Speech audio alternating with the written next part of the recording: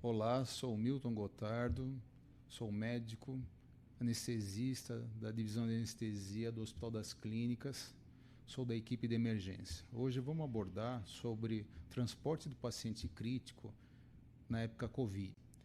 A primeira coisa que você vai fazer num transporte com esse tipo de paciente é justamente ver a parte de paramentação, são os EPIs.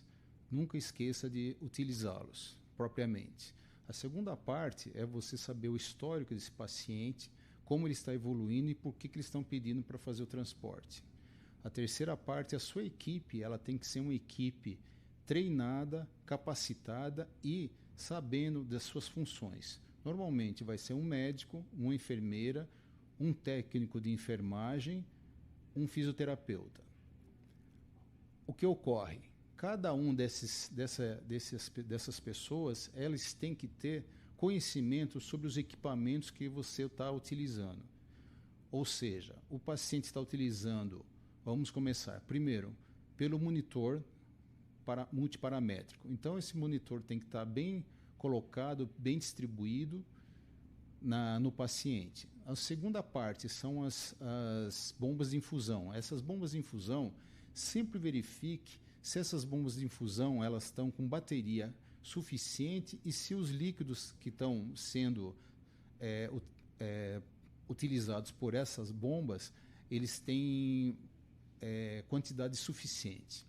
A terceira coisa vem uma parte muito importante, que é a parte da ventilação. Normalmente, esses pacientes estão sob ventilação controlada mecânica e esses pacientes com ventilação controlada mecânica utilizam um ventilador de transporte e esse ventilador, além da bateria que ele tem que estar suficientemente carregado, principalmente tem a parte dos cilindros de oxigênio.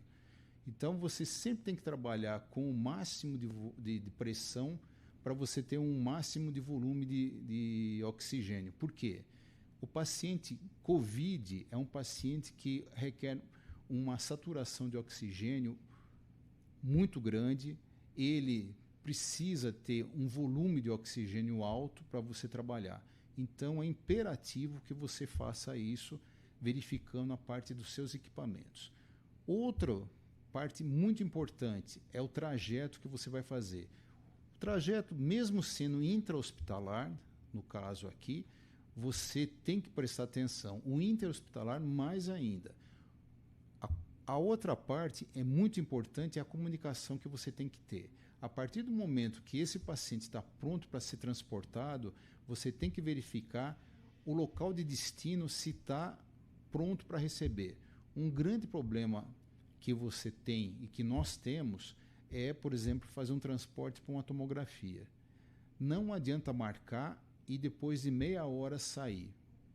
O importante é você falar que está levando o paciente no momento que você está saindo. Então, são algumas coisas básicas que nós temos que ter em mente. A equipe tem que estar treinada, preparada, você faça uma avaliação com a equipe, tanto no início como no término, para verificar principalmente o debriefing que a gente fala, o debriefing é importante.